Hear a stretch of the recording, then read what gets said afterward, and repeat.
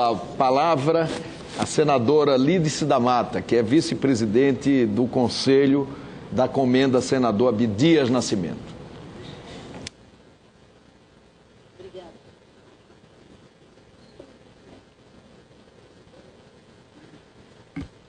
Excelentíssimo senhor presidente Renan Calheiros, excelentíssimo senador Paulo Paim, presidente do Conselho da Comenda senador Abdias, senhor senador da República José Pimentel, da terra, justamente, de um dos nossos agraciados, embaixador da República da África do Sul, ministra de Estado interina da Cultura, senadora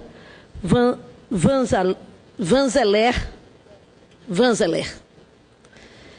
ministra de Estado, chefe da Secretaria de Políticas de Promoção da Igualdade, minha querida amiga Luísa Bairros, senador Agripino Maia, diretora-presidente do Instituto de Pesquisa e Estudos Afro-Brasileiros e viúva, portanto, representante desse nosso maior homenageado no dia de hoje, senador Abdias Nascimento, senhora Elisa Larkin. Eu quero também saudar aqui alguns companheiros que se encontram neste plenário, que fazem parte dessa história de luta da organização, da participação dos negros no Estado brasileiro. Quero saudar o ex-presidente da Palmares, Carlos Moura. Quero saudar Zulu Araújo, ex-presidente da Palmares, Eloy Ferreira de Araújo, também ex-presidente da Fundação Palmares, e Hilton Cobra, atual presidente da Fundação Palmares. Esses todos ex-presidentes representam essa luta e a conquista do espaço da negritude nos governos, no governo do Brasil, a partir do presidente Lula, além da nossa ministra. Quero saudar de forma especial o secretário adjunto de Cultura do Ceará, que aqui teve representando o governo do Estado, importante representação dos governos do Estado aqui presente, e não poderia deixar de ser o representante da CEPROME, Secretaria de Promoção da Igualdade Racial da Bahia, que é o meu estado, Ataíde Lima de Oliveira. Quero saudar a todos os nossos homenageados, senhor presidente, dizer que a ideia de fazer esta comenda foi justamente porque nós temos outras comendas que geralmente buscam destacar segmentos da população discriminados. Nós temos uma comenda para as mulheres, nós temos uma comenda também de minha autoria para pessoas com deficiência e, finalmente, temos uma comenda para expressar essa grande maioria de discriminados no Brasil, a comenda Abdias Nascimento, numa homenagem a este que foi a grande referência da luta antirracista em nosso país e que, completando o seu centenário, o Senado Federal tem a honra de iniciar essas comemorações pelos 100 anos de Abdias, iniciando aqui esta premiação de personalidades da cultura, da vida, da economia, da vida do povo brasileiro, que se destacam e que são negros. Certamente, em cada uma delas, vive a luta de Abdias Nascimento. Apesar do nosso país possuir mais da metade de sua população de origem africana, de ter sua alma, seu corpo impregnado da cultura e das manifestações artísticas e religiosas de origem negra, de ter uma gigantesca contribuição civilizatória, tanto material quanto imaterial, dos descendentes de africanos, ainda assim persiste em nosso país as consequências trágicas no mais longo período de escravidão já vivido na história moderna da humanidade. É sempre bom lembrar que o Brasil foi o último país do mundo a extinguir a escravidão e que ela vigorou em nosso país por 286 anos, afligindo, humilhando e levando a dor e o sofrimento a milhões de afro-brasileiros. O primeiro homenageado do dia é aquele que empresta seu nome à nossa comenda, Abdias de Nascimento. Nascido em Franca, no interior de São Paulo, Abdias é o ícone maior, é o exemplo, a referência da tenacidade, da persistência, da coragem na luta pela igualdade racial no Brasil. Ator, escritor, artista plástico, militante exemplar do movimento negro brasileiro. Foi agraciado com o título de doutor honoris causa por inúmeras universidades, dentre elas a Universidade Federal da minha terra, a Bahia, a Universidade de Brasília, a Universidade do Estado de Nova York, onde foi professor benemérito. Foi Abdias também que, inspirado nesse movimento negro, criou o 20 de novembro, não, mas foi Abdias quem deu a esse 20 de novembro esse conteúdo tão forte que tem. E Paim falou do 20 de novembro, e eu, Paim, hoje fiquei atenta, ouvindo o noticiário. E tanto o noticiário escrito, quanto o televisivo, falou do feriado existente em nosso país. Nenhum deles falou a razão pela qual é feriado em diversos estados brasileiros. Infelizmente, na Bahia não é. Na Bahia, embora não seja feriado, o povo negro estará nas ruas, manifestando-se, comemorando, afirmando a luta pela igualdade, como sempre fazemos. Mereceram a escolha para serem homenageados, e é uma votação, queria esclarecer aos senhores, de indicação de entidades de todo o Brasil, onde todos aqueles que participam do Conselho escolhem 5 nomes, foi assim que nós escolhemos os nomes de vocês. O ministro Benedito Gonçalves, do Superior Tribunal de Justiça, Silvio Humberto Passos Cunha, Gilberto Passos Gil Moreira, mais conhecido como Gilberto Gil, também baiano, Martinho da Vila, Edna Almeida Lourenço, Milton Gonçalves, Francisco José do Nascimento, todos eles que temos orgulho de dizer negros, expressão do reconhecimento, todos eles, do afeto, do reconhecimento do povo brasileiro. Temos a convicção de que esta comenda estará em boas mãos, a partir de cada um desses homenageados. Suas vidas são testemunho de que o combate ao racismo e a luta pela promoção da igualdade racial no Brasil não pode nem deve arrefecer, pois a abolição brasileira da escravatura no Brasil ainda está inconclusa. Inconclusa porque a desigualdade racial, bem como as manifestações racistas e discriminatórias, continuam fazendo parte do nosso cotidiano.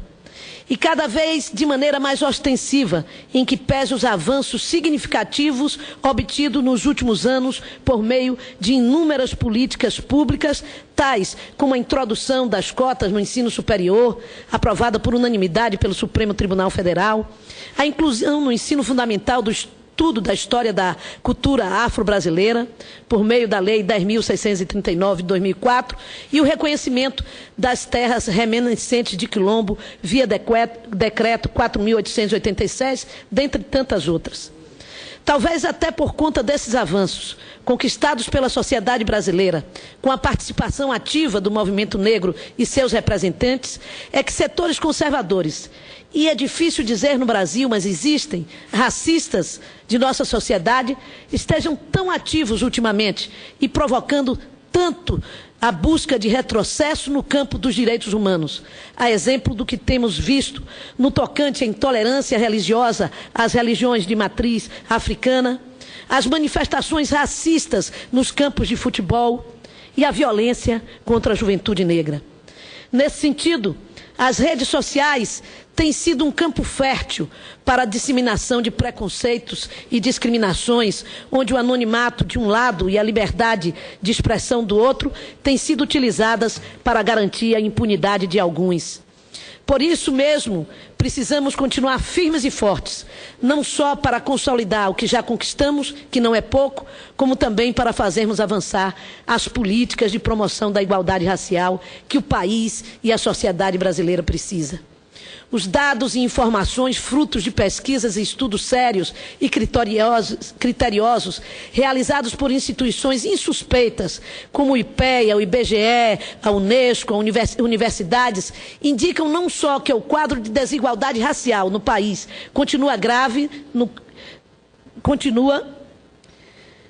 no campo econômico, onde os negros continuam a receber salário entre 50% a 60% mais baixo que os brancos, embora realizando as mesmas atividades como temos agora. Os sinais emitidos são tão graves e alarmantes que a Anistia Internacional lançou esta semana, no último dia 9 de novembro, no Rio de Janeiro, essa semana não, no início do mês, uma campanha mundial contra assassinato de jovens negros no Brasil. Segundo dados do Mapa da Violência, que é coordenado pelo professor Júlio Jacobo, da Faculdade Latino-Americana de Ciências Sociais, Flaxo, na faixa etária de 15 a 29 anos, pretos e pardos representam 77% das vítimas de assassinatos no Brasil. Mais ainda, nos últimos 10 anos, de 2002 a 2012, os homicídios de jovens negros cresceram 32,4%, enquanto os de jovens brancos reduziram 32,3%. Este é que é o dado muito, muito grave. Se considerarmos a relação com a população em geral, enquanto entre os jovens brancos a taxa de homicídio por 100 mil habitantes caiu 28,6%, entre os jovens negros subiu 6,5%. Toda essa violência é uma tragédia, tanto para os jovens brancos como para os negros. Uma tragédia de enorme dimensão, particularmente para a parcela negra da juventude brasileira. E o Senado da República não pode deixar esse escândalo passar, essa crueldade se verificar de maneira impune, omissa.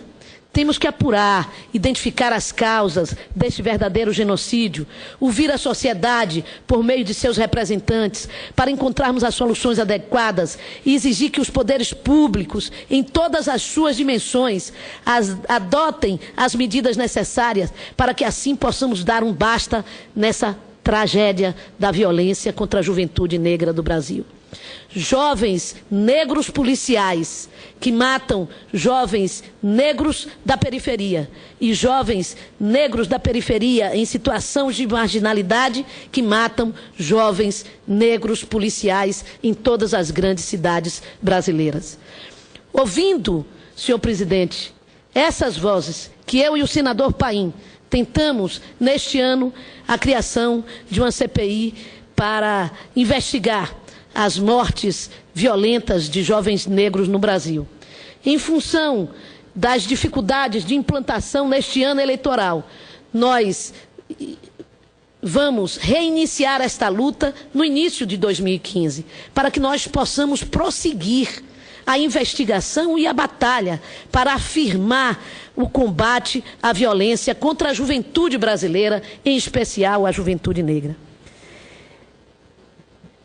Nesses últimos dias, Paim, nesse mês, desapareceram 4 jovens, é isso, Silvio? 4 jovens negros em Salvador. A mãe de um deles, Davi Fiuza, de um bairro que, por coincidência, foi fundado por mim na minha administração, Vila Verde, transformou sua voz, Luísa, no movimento de resistência, sua dor no movimento de resistência. E na última segunda-feira nós fizemos um tuitaço, a sociedade baiana, a juventude baiana, #Devolvam Davi. Esse é um movimento que toma corpo na juventude. É a juventude que começa a reagir, a não aceitar que a morte dos jovens negros na periferia possam continuar passando como se fosse uma coisa natural. Nós fizemos aqui à época uma pesquisa feita pelo Senado, pelo Data Senado, e a resposta foi dada que as pessoas pesquisadas acham que é visto com mais naturalidade a morte de um jovem negro do que de um jovem branco, a morte violenta. A população está começando a se acostumar com a ideia de que, de um lado, nós promovemos a igualdade racial com políticas públicas e, do outro lado, pagamos um preço enorme com a vida dos nossos jovens na periferia. É preciso dar um basta. E é justamente para homenagear o centenário de Abdias que nós temos de dar esse basta, instalando esta CPI no próximo ano.